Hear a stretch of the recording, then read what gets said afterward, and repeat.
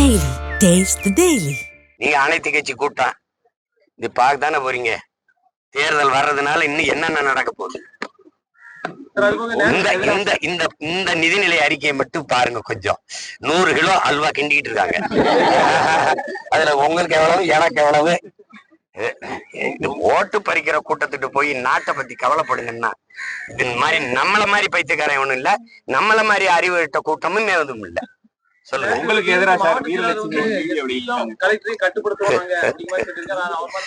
எத்தனை லட்சியமே தான் நான் பாக்குறது.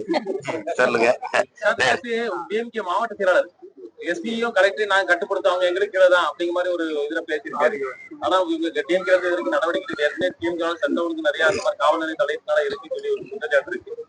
அவரும் பேசியிருக்காரு. இது இந்த உங்க நாடாளுமன்ற உறுப்பினர்கிட்ட கேட்க வேண்டியதானே. கார்ல ஏன்டா அந்த டிஎம்கே கொடியை கட்டிட்டு இப்படி போய் பொம்பளை பிள்ளைய கேள்வி பண்ணீங்கன்னா அது இப்படி போனாதான் டோல்ல சும்மா விடுவாங்க. அப்ப சீட்டிங் தானே. நீ கொடியை கட்டி ஏமாத்தி திடுற, அதுக்கு கண்டனம் இல்ல. அதை அதனாலதான் நாங்க காட்டினோம்.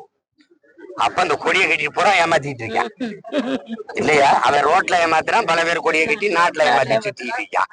இருங்க, ஒரு மாவட்ட செயலாளர் இவ்வளவு பேசுனா அப்ப நாட்டை ஆள்றது யாரு? இந்த மாவட்ட செயலாளருக்கு தெரியாம கள்ளச்சாராயம் காய்ச்சிடுறான்னு பேசுறது யாரு? பிரச்சனைன்னு வரும்போது மாவட்ட ஆட்சியர் மாவட்ட உயர் காவல்துறை அதிகாரிகளை மட்டும் பணியிட மாற்றி நடவடிக்கை எடுக்கிறது ஏன்? இப்ப பதில் இருக்கா? யாரு பதில் சொல்லுவா? மாவட்ட செயலாளரே இவ்வளவு பத்தி எனக்கு தெரியாம நீ எஸ்பி நான் சொல்ற இடத்துல கையெழுத்து பண்ண நான் சொல்றதை கேட்கணும்னா அப்ப நீ சொல்றது கேட்டுதான் சாராயம் காய்ச்சிருப்பான். அமைதியா இருக்கியே, கேள்வியை கேட்டு ஆமாவா இல்லையா? கேள்வி 2 பேருக்கும் பொதுவானது. கேள்வி 2 பேருக்கும். நீங்க கேட்டிய, நான் பதில் சொன்னேன். நான் கேட்கும்போது நீங்களும் சொல்றோம். இப்ப அது எப்படி, இதுக்கு என்ன நடவடிக்கை எடுப்பாங்க? அதெல்லாம் எங்க கட்சியில இருந்து வெளியில நடவடிக்கை எடுத்தா உங்ககிட்ட பேட்டியா கொடுப்பாங்க. நீங்க வெளியே இருக்கிற எங்கேயுமே பேட்டி கொடுக்குறீங்க.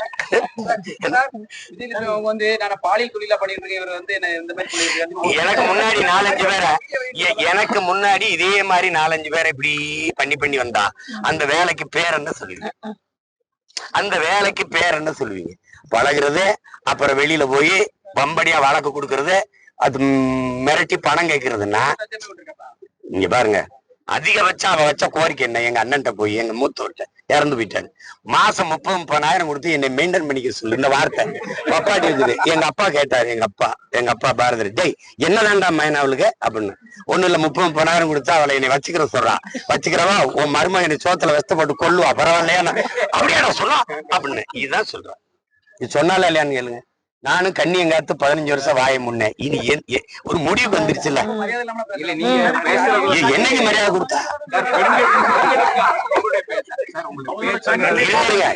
இப்ப நீங்க நீ கண்ணியமா பேசணும்ல. நீ எங்க குடும்பத்தை என்னையெல்லாம் மரியாதை எல்லாம் பேசுறானா அந்த நீ என்னை காதலிச்சுங்கிறது இதெல்லாம் அப்ப எவ்வளவு பெரிய ஏமாற்று. ஒரு பணம் பறிக்கிற ஒவ்வொரு தடவை இடைமறிச்சு ஆங்கிலத்துல பிளாக்மெயில்ங்கிறோம்ல. இடைமறிச்சு பணம் பறிக்கிற ஒருத்தருக்கு பேர் என்ன சொல்லுவீங்க? நான் சொன்னது தப்பு, நீங்க சொல்லுங்க. பேர் என்ன வைப்பீங்க சொல்லுங்க. அப்புறம் என்னைய நீங்க எல்லாம் சேர்ந்து பாலியல் குற்றவாளின்னு சொல்றது காரணம் ஒரு பாலியல் தொழிலாளிக்காக. அதை எப்படி ஏற்கிறது? மானம் கட்ட நீங்களே பேசின தன்மானத்துக்காக போராடுற மகன் எப்படி பேசணும்? மானத்துக்காக உயிரை விட்ட இனத்தின் கூட்டத்துல வந்தவன் நான் எப்படி பேசணும்? அது கொஞ்சம் கவனமா பேசணும்ல எல்லாரும். தம்பி, இதுக்கு முன்னாடி நீங்க சந்திச்ச ஆளுகள்லாம் வேற, இப்போ உங்க முன்னாடி நிக்கிற ஆள் வேற. நீங்க மறுபடியும் சொல்றேன், வரலாற்றிலேயே நீங்க இப்பதான் சரியான எதிரியை சந்திக்கிறீங்க. புரியுதா? கவனமா கையாளுங்க. பிரசாந்த் கிஷோர் சொல்லியிருக்காப்ல, அடுத்த எலெக்ஷன்ல வரக்கூடிய 26 தேர்தல்ல தனியா தான் நிக்க போறாரு விஜய் அப்படின்னு சொல்லி உங்களுடைய பார்வை தொடர்ந்து தனியா? அதை நான் வரவேற்கிறேன், வாழ்த்துறேன். நன்றி, வணக்கம். நாம் தமிழர். பாதகம் செய்பவரை கண்டால் நாம் பயம் கொள்ளலாகாது பாப்பா. மோதி மிதித்து விடு பாப்பா, அவர் முகத்தில் உமிழ்ந்து விடு பாப்பா. அண்மை செய்திகளை உடனுக்குடன் தெரிந்து கொள்ள இணைந்திருங்கள் எம் நாடு தொலைக்காட்சியுடன்.